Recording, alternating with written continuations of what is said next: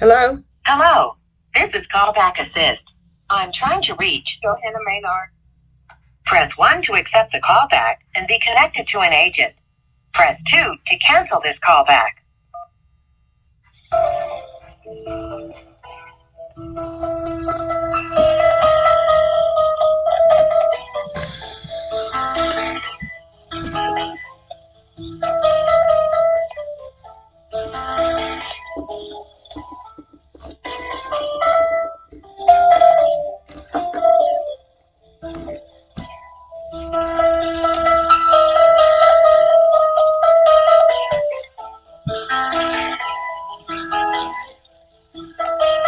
Fleur de lis.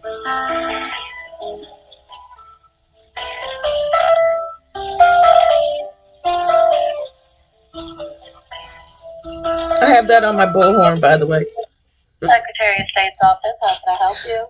Good afternoon. This is Johanna Maynard in Albuquerque, New Mexico.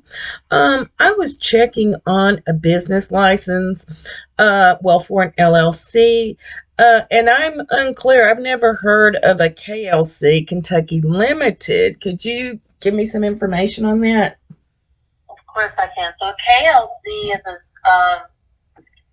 I don't want to say it's a brand because it's not. But it's an abbreviation that we put on our company. So if you are based out of Kentucky and you're domestic LLC, you are a KLC because you're a Kentucky Limited Liability Company. If you were to be like a foreign business entity, it would be like FLC instead. Okay. So really it's just something that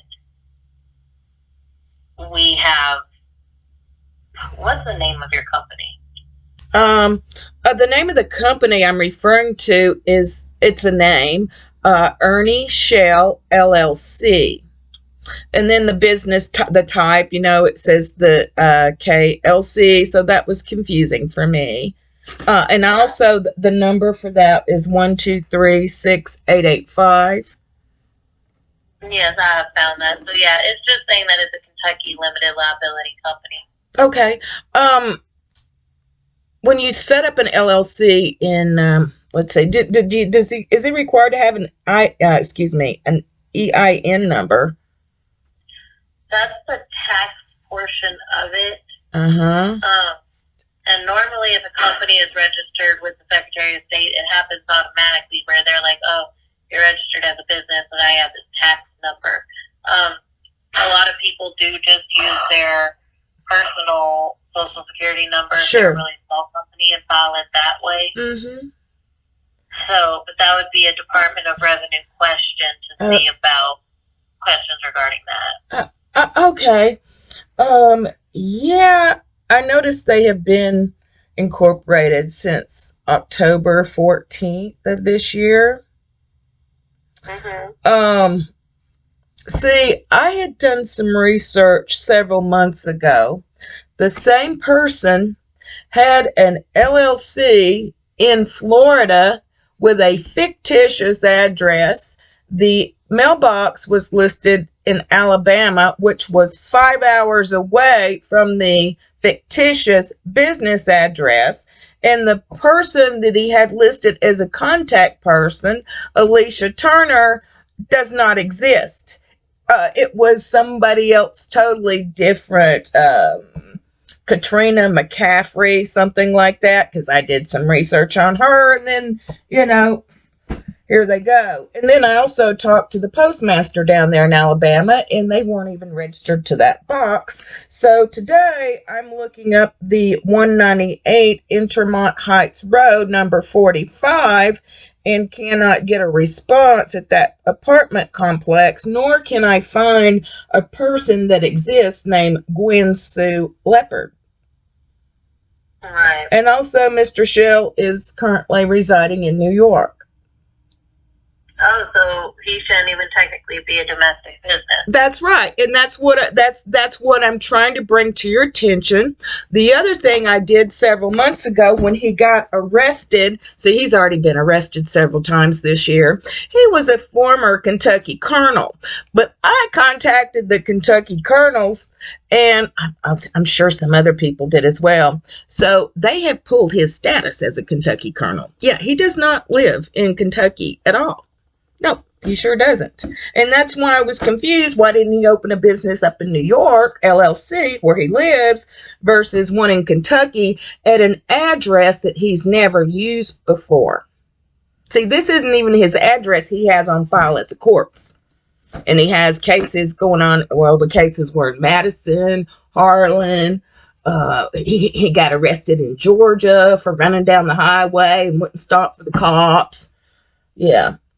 So that's who you're dealing with, and he's on YouTube, and we have been watching these scams going on now. I have been watching them since probably January, February, but there are other people who have been researching him longer than I have, knowing about these scams that go back a long time ago. And he's currently running something on YouTube now that I don't think you're allowed to have raffles on YouTube, but yeah, something's off because he has no work history. He has no car. And now he's giving away gift cards for the holidays and raffling off a Grinch, 6-foot Grinch. See, he doesn't make sense. So I don't know what he's going to... Actual Ernie Shell? It's Ernest Maxwell is his full name. His date of birth is 12/31/1979. Yep, that's him. Ernest Maxwell. Yep. And if you pull up the court website, you can put in his name and date of birth, and all his court records come up there. So. All right, let me place you on a brief hold so I can call my supervisor really quickly. Sure. Okay? Thank you. Fuck you, Ernie. Fuck you. See, this is what you get for lying about me. You hear it? You hear it? Then you go hide with your freaking addresses, fictitious addresses, going all over the G-damn country to where you can't get served with anything.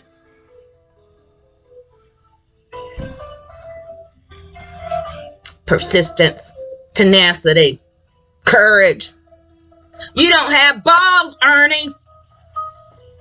Oh, I gotta have a cigarette on this one.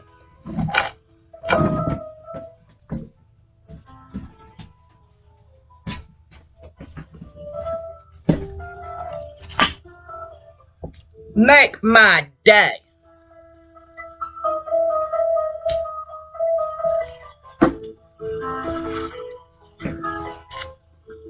How you like it? How you like me now? Yeah. Rest of y'all don't want to get on my bad side. No, you don't. Because I won't let up. Unless I'm told by higher authorities for me to let up. And then I will. But until he tells me, no, stop, here I go. I don't stop. And I think some of y'all know who he is. So.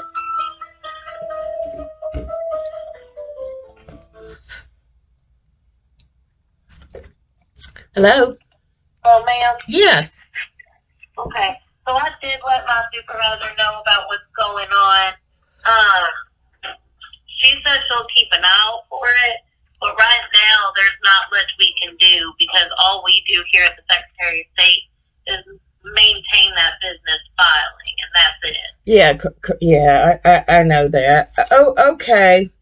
All right. Well, I really appreciate your time, and I'll probably send a letter since I can figure out where to send it. Welcome. And if you want, I don't know if the Attorney General can do anything regarding it. Yes, I'm sure he could, or she. But it's a him. I think it's Daniel Cameron who's our Attorney General. But they normally take things like complaints or anything like that, so they might be able to do more than we do, just because that's kind of where that department is.